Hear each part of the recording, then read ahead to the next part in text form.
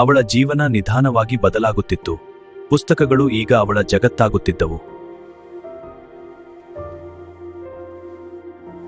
ಒಂದು ಪುಸ್ತಕದಿಂದ ಶುರುವಾದುದು ಇನ್ನೂ ಅನೇಕ ಕಥೆಗಳ ಕಡೆ ಕರೆದೊಯ್ದಿತು.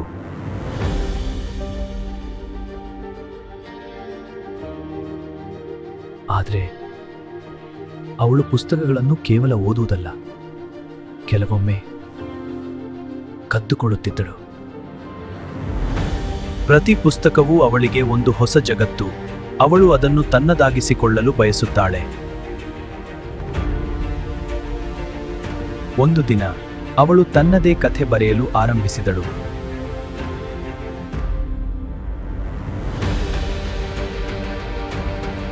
ಆ ಸಮಯದಲ್ಲಿ ಜಗತ್ತು ಸಹ ಬದಲಾಗುತ್ತಿತ್ತು. ಭಯ ಎಲ್ಲೆಡೆ ಹರಡಿತ್ತು.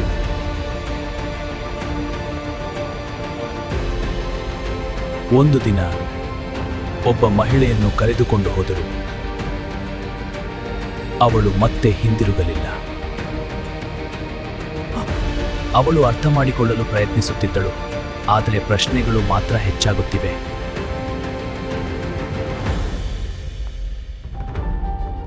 ನೀನೇನು ಮಾಡ್ತಿದ್ಯಾ ಇಲ್ಲಿ? ಈಗ್ಲೇ ಹೊರಗೆ ಹೋಗು. ಹೊಸ ಮನೆಯಲ್ಲಿ ಕಠಿಣ ಮಾತುಗಳು ಅವಳ ಹೃದಯವನ್ನು ನೋಯಿಸುತ್ತಿದ್ದವು. ನಾನು ಹೇಳಿದ್ದನ್ನು ಕೇಳು, ಇನ್ನೊಮ್ಮೆ ತಪ್ಪು ಮಾಡಬೇಡ. ಕ್ಷಮಿಸಿ. ಅವಳು ಭಯದಿಂದ ಒಂದು ಮೂಲೆಯಲ್ಲಿ ಕುಳಿತಿದ್ದಳು. ಒಂಟಿತನ ಮತ್ತೆ ಅವಳನ್ನು ಹಿಡಿದಿತ್ತು.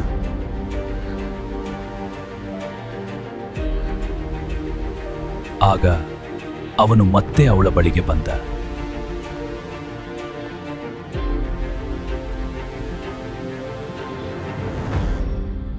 I'm here, don't worry. ಅವನ ಮಾತುಗಳು ಅವಳಿಗೆ ಭರವಸೆ ನೀಡುತ್ತಿದ್ದವು. Everything will be all right. ಅವನು ಅವಳಿಗೆ ಸಣ್ಣ ಸಣ್ಣ ವಿಷಯಗಳನ್ನು ಕಲಿಸುತ್ತಿದ್ದ. ಜೀವನ ನಿಧಾನವಾಗಿ ಸುಲಭವಾಗುತ್ತಿತ್ತು.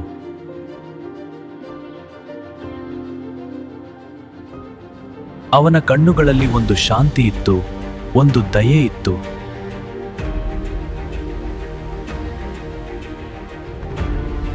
ಬಹುದಿನಗಳ ನಂತರ ಅವಳು ಮೊದಲ ಬಾರಿ ನಗುತ್ತಾಳೆ.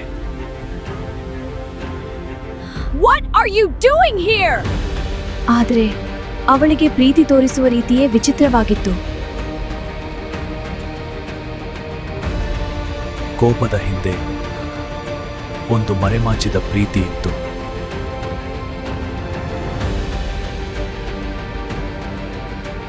ನಿಧಾನವಾಗಿ ಅವಳು ಈ ಕುಟುಂಬದ ಭಾಗವಾಗುತ್ತಿದ್ದಳು.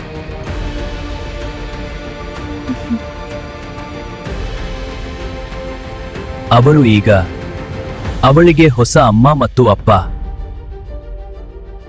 ಒಂದು ನಷ್ಟದಿಂದ ಆರಂಭವಾದ ಕಥೆ ಇದೀಗ ಹೊಸ ಜೀವನದ ಕಡೆ ಸಾಗುತ್ತಿದೆ.